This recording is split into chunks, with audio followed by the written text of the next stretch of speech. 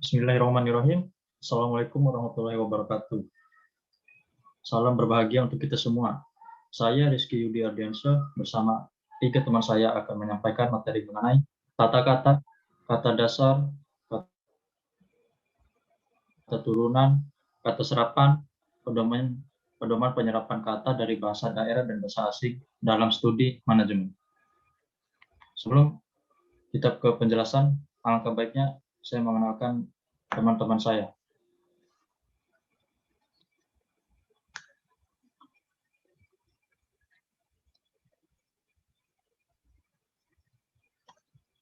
Namanya. Nggak hafal aku namanya.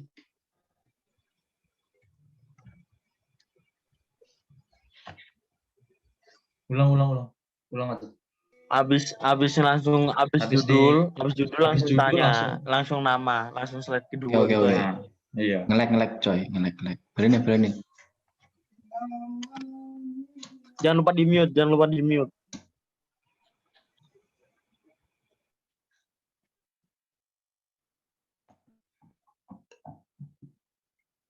Bismillahirrahmanirrahim.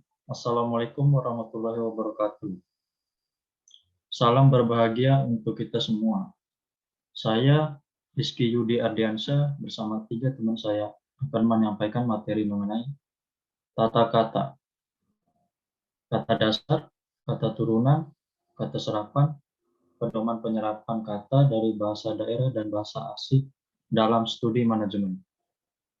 Sebelum kita ke penjelasan, alangkah baiknya saya mengenalkan teman-teman saya satu persatu.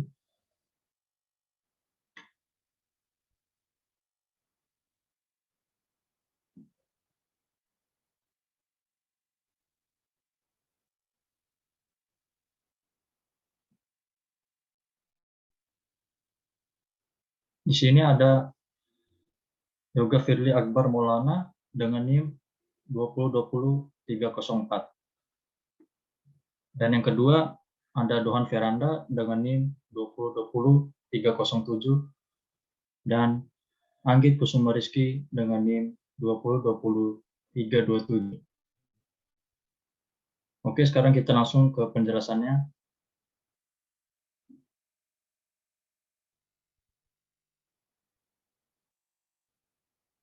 Pengertian kata. Kata adalah suatu unit dari suatu bahasa yang mengandung arti dan terdiri dari satu atau lebih morfem. Kata merupakan bahasa terkecil yang dapat berdiri sendiri.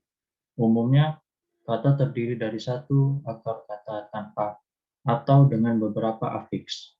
Gabungan kata-kata dapat membentuk frasa klausa atau kalimat.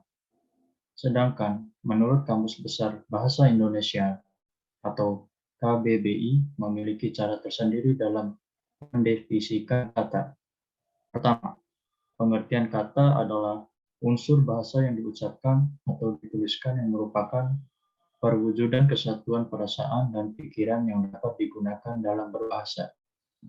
Pengertian kata juga sebanding dengan pengertian ujar atau bicara.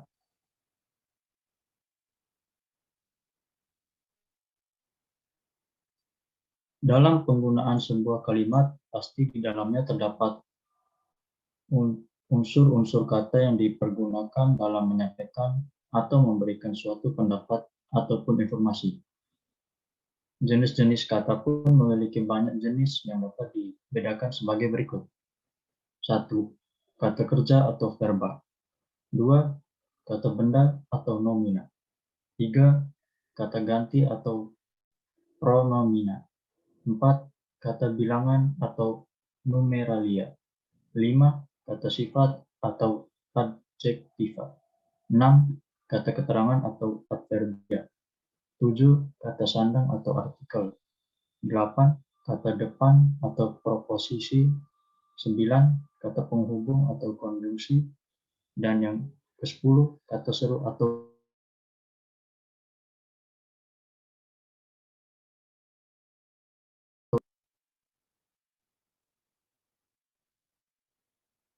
kata kerja. Kata kerja sendiri biasanya dibagi menjadi beberapa jenis seperti di bawah ini. 1. Kata kerja untuk dasar. Kata yang menyatakan makna perbuatan, tindakan pekerjaan atau keadaan. Seperti contoh, makan, minum, pergi lari, dan singgah. 2. Kata kerja bentuk turunan. Contohnya, lari-lari, makan-makan, sorak-sorai. 3. Kata kerja bentuk pemajemukan. Contohnya, membagi rata, memukul mundur. Terakhir, kata kerja bentuk penyembuhan contoh. Contohnya, membaca, bernyanyi, dihadiri. Kata benda. Kata benda sendiri dibagi menjadi dua, yaitu kata benda konkret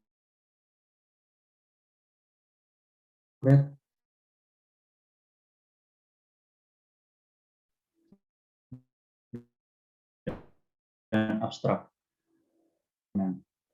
Benda dan konsep atau pengertian. Kata benda konkret adalah nama benda yang dapat ditangkap dengan panca indera.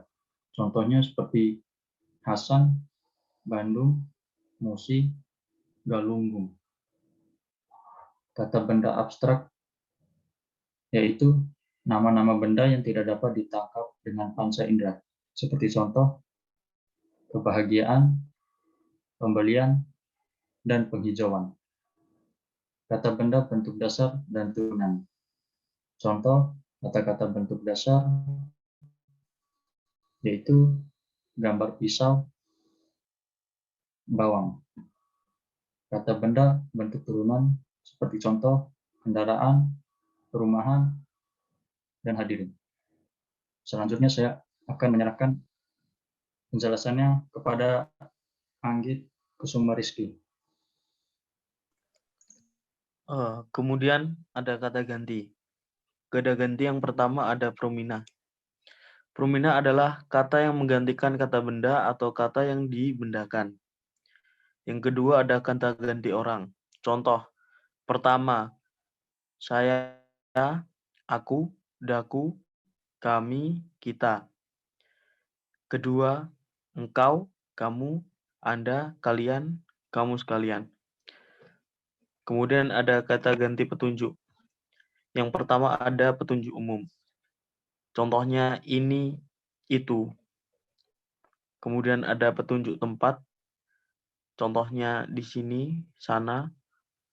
Kemudian ada petunjuk equal. Contohnya begini, begitu. Kemudian ada petunjuk tak tentu. Contohnya suatu, seseorang. Kemudian ada kata ganti tanya.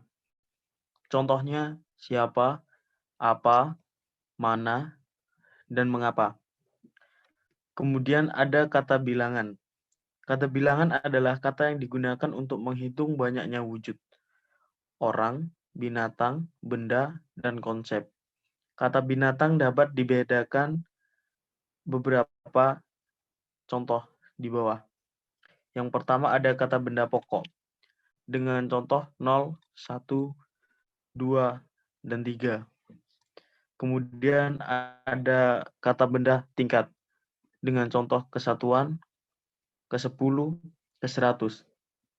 Dan yang terakhir ada kata bilangan pecah, yaitu 1/2 atau separuh. Lalu ada kata sifat. Kata sifat adalah kata yang digunakan untuk mengungkap sifat atau keadaan orang, binatang, atau benda. Yang pertama ada kata benda bentuk dasar, yaitu asin, cerah, kecil, malang. Kemudian ada kata sifat bentuk turunan, yaitu alami, insani, jasmaniah.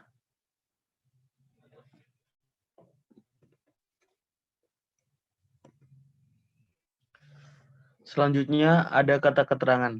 Kata keterangan adalah kata yang memberi keterangan pada kata lainnya. Contohnya, kata keterangan berdasarkan bentuknya. Sangat, lebih, terlalu, diam-diam, habis-habisan. Dan ada berdasarkan letaknya. Yang pertama lebih tinggi, sangat indah, lekas pulang, duduk saja. Selanjutnya ada kata sandang. Kata sandang adalah kata sebagai penentu bagi kata benda, yaitu makna tunggal. Ada contoh sang, hang, sri. Kemudian ada makna kelompok, para, dan netral adalah si. Kemudian ada kata depan. Kata depan adalah kata pembentuk frase profesional. Beberapa contoh kata depan adalah yang pertama keperuntukan, bagi, untuk, guna, hubungan asal, arah, contohnya dari, pelaku, oleh, waktu, pada, peristiwa, tentang. Selanjutnya ada kata penghubung. Kata penghubung adalah yang difungsinya menghubungkan bagian-bagian kalimat, hubungan penambahan, dan serta. Pemilikan dengan contoh atau, perlawanan dengan contoh tetapi, tujuan dengan contoh agar atau supaya. Lalu ada kata seru. Kata seru adalah kata yang mengungkapkan kecetusan, perasaan, atau emosi. Beberapa ini ada contoh-contoh kata seru. Yang pertama ada bernada negatif, cis, cih, bah, dan lain-lain. Kemudian ada kata positif, asyik, aduhai, amboy. Kemudian ada kata heran, ai, lo, astaga. Dan yang terakhir ada netral, hai.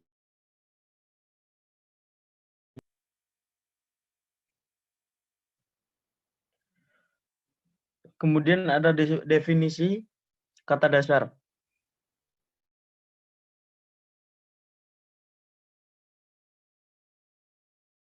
Kata dasar merupakan satuan bahasa terkecil mengalami penambahan atau perubahan bentuk yang mengakibatkan perubahan makna. Dengan pengertian lain, bahwa kata dasar ialah kata yang belum diberi imbuhan dan kata yang menjadi dasar awal pembentukan kata yang lebih besar. Kata dasar ialah kata yang lebih sederhana, yang belum memiliki imbuhan, juga dapat dikelompokkan sebagai bentuk asal atau tunggal, dan bentuk dasar kompleks.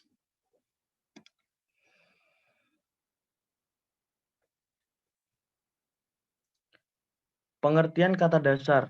Berikut merupakan pengertian kata dasar berdasarkan Kamus Besar Bahasa Indonesia atau KBBI, yang mana menyebutkan kata dasar adalah unsur bahasa yang diucap atau tulisan yang merupakan perwujudan kesatuan perasaan dan pikiran yang dapat digunakan dalam berbahasa.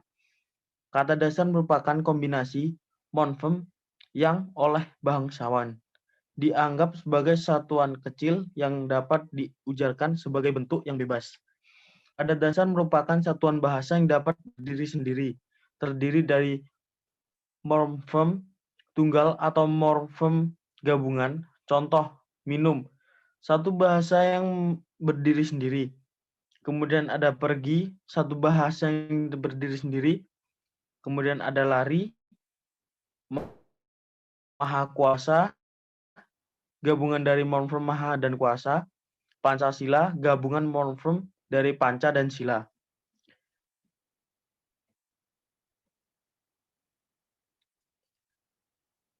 Kemudian ini ada fungsi kata dasar. Fungsi kata dasar sendiri ialah sebagai penunjang pemakanan dan kegunaan dari imbuhan, termasuk fungsi gramatikal. Kata dasar makan termasuk golongan kata kerja.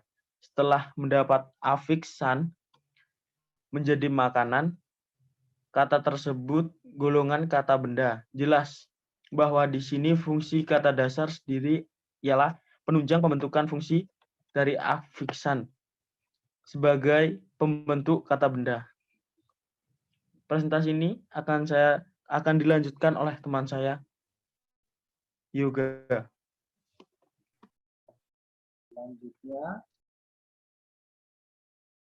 Ada contoh kata dasar.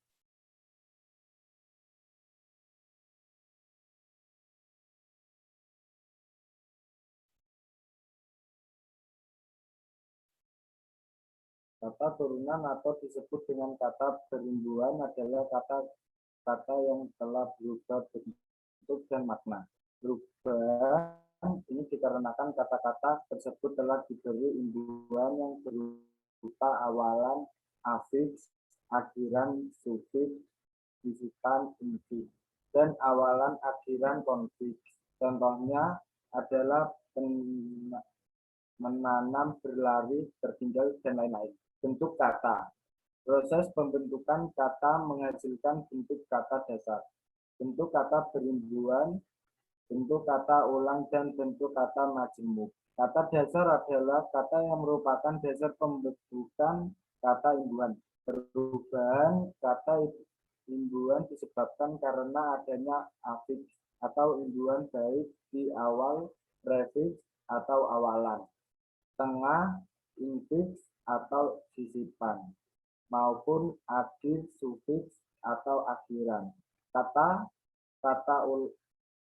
ulang adalah kata dasar atau bentuk dasar yang mengalami pengulangan baik seluruh maupun sebagian. Sedangkan kata majemuk adalah gabungan beberapa kata dasar yang berbeda membentuk satu arti baru. Selanjutnya ada contoh infiks, sisipan, R, L, dan M. Gendang plus R dengan genderang. Gigi plus R sama dengan gerigi. Suling plus R sama dengan seruling. Kudung plus R sama dengan kerudung. Getar plus L sama dengan geletar. Tunjuk plus L sama dengan telunjuk. Patuk plus L sama dengan pelatuk. Sidik plus L sama dengan selidik. Selanjutnya ada kata-kata dengan sisipan infiks M. Guru, gemuruh. Gulung, gemulung. Getar, gemetar. Cerlang, cemerlang. Jari, jemari. Kuning, kemuning. Kilau, kemilau. Terbak, cemerbak. Tali, temali. Turun, temurun. Gebyar, gemebyar. Kata-kata dengan sisipan infiks L. Jajah, jelajah. Geber, geleber. Gembung, gelembung. Getar, geletar. Gigi, geligi. Gogok, gelogok.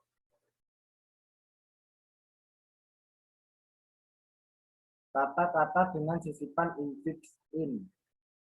Kerja, kinerja. Sambung, sinambung. Tambah, tinambang. Kata-kata dengan sisipan infiks L. Sabut, serambut. Tuling, seruling. Gendang, gerendang. Gigi, gerigi. Kudung, kerudung. Runtuh, keruntuh. Panjat, peranjat. Cerita, ceritera. Gigi, gerigi. Kata-kata dengan sisipan infiks H. Bagian, bahagia. Baru, baharu. Basah dalam mata pencaharian. Dulu, dahulu. Sahaja, saya, sahaya. Dalam, hamba, sahaya. Tadi, tahadi. Asmaradana, asmaradahana. Selanjutnya saya serahkan kepada Tuhan. Selanjutnya contoh kata dasar dalam kalimat. Berikut contoh kata dasar dalam kalimat bahasa Indonesia. Dalam contoh berikut, kata dasar ditandakan dengan huruf tebal. 1. Juli makan buah mangga. 2. Roni lari-lari kecil di sekitar lapangan. 3. Ayah pulang sore hari ini. 4. Ibu pergi ke pasar. Kelima, Rina pulang ke Depok dengan naik kereta. 6. Kakek duduk di teras depan rumah. 7. Sebagai warga negara yang baik, kita harus menghargai Pancasila. 8. Berdoalah kepada Sang Maha Kuasa untuk mendapatkan rezeki lebih. 9. Jin buka toko dengan pamannya. Ke-10. Pola pikir orang itu tidak mudah dipahami. Selanjutnya, kata turunan. Kata turunan adalah kata dasar yang sudah memiliki imbuhan. Contoh, satu, bersatu, disatukan. 1. Imbuhan awalan, sisipan, akhiran. Ditulis serangkai dengan kata dasarnya. Misalnya, bergetar, dikelola, penetapan, menengok, mempermainkan. Kedua, jika bentuk dasar berupa gabungan kata, awalan atau akhiran ditulis serangkai dengan kata yang langsung mengikuti atau mendahuluinya. Misalnya, bertepuk tangan, garis dibawahi, menganak sungai, sebar luaskan. Ketiga, jika bentuk dasar yang berupa gabungan kata mendapat awalan akhiran sekaligus unsur gabungan kata itu ditulis serangkai. Misalnya, menggaris bawahi, menyebar luaskan, dilipat gandakan, penghancur leburan. 4. Jika salah satu unsur gabungan kata hanya dipakai dalam kombinasi, gabungan kata itu ditulis serangkai. Misalnya, adipati, aerodinamika, antar kota, anumerta, audiogram, awahama, bikarbonat, biokimia, catur tunggal, kadasawarsa, dekameter, demoralisasi, dwiwarna, ekawarna, ekstrakurikuler, elektronik, infrastruktur, inkonvensional, introspeksi, kolonialisme, sponsor, mahasiswa, mancanegara, multilateral, dan narapidana. Selanjutnya, kata serapan. Kata serapan merupakan kata yang berasal dari bahasa asing yang telah diintegrasikan ke bentuk bahasa dan telah diterima pemakainya secara umum. Adapun cara mengucapkannya serta penulisannya dapat disesuaikan dengan kaidah yang berlaku. Selain itu, proses penyerapannya bisa dilakukan dengan adanya suatu perubahan, namun juga dapat berupa penyesuaian yang diberikan berupa lafal atau ejaan. Secara umum, fungsi kata serapan ialah memperkaya kosakata dan memberikan pengetahuan lebih tentang bahasa asing kepada pemakai bahasa Indonesia. Sementara itu,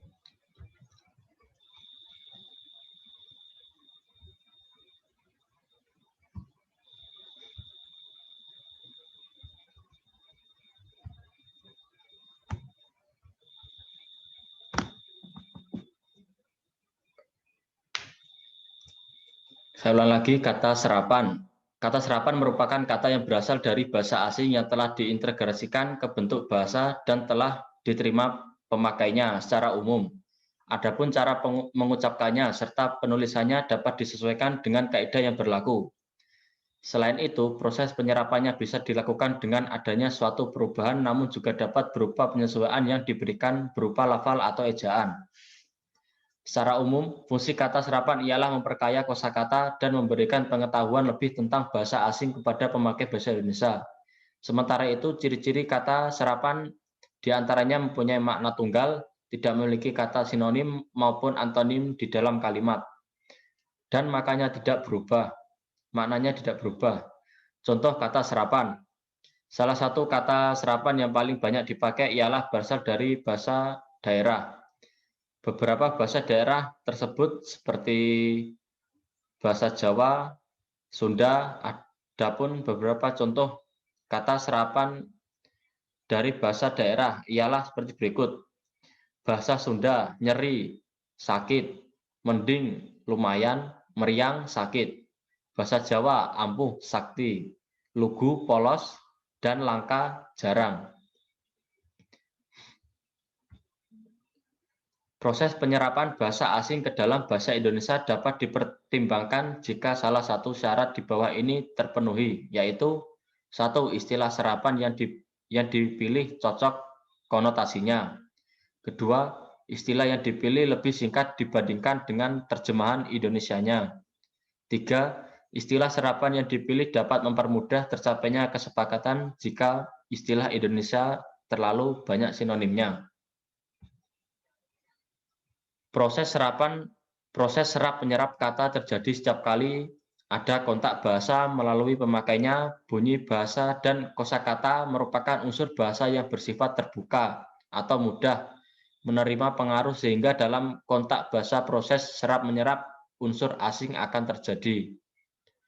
Hal ini terjadi bisa dikarenakan adanya kebutuhan dan kemampuan seseorang yang kurang memahami bahasa sendiri. Dalam proses penyerapan bahasa pasti akan timbul perubahan-perubahan, sebab tidak ada proses penyerapan yang terjadi secara utuh. Proses penyerapan terjadi dengan beberapa penyesuaian, baik dalam ejaan, antar bahasa maupun ucapan. Beberapa kosakata bahasa Indonesia juga dipengaruhi oleh bahasa asing, seperti bahasa Belanda, bahasa Arab, bahasa Inggris, dan bahasa Sanskerta. Unsur-unsur bahasa asing ini masuk ke Indonesia ketika bangsa Indonesia mengalami kontak budaya dengan bahasa asing. Unsur-unsur asing telah menambah sejumlah besar kata ke dalam bahasa Indonesia. Dengan adanya perkembangan bahasa ini, maka muncullah masalah-masalah kebahasaan.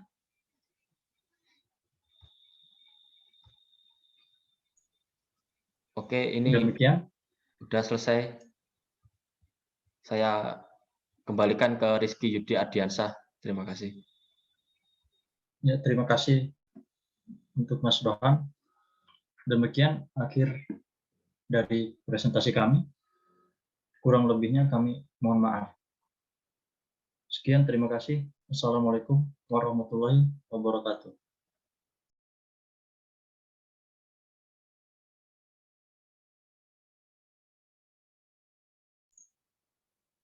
Nanti diupload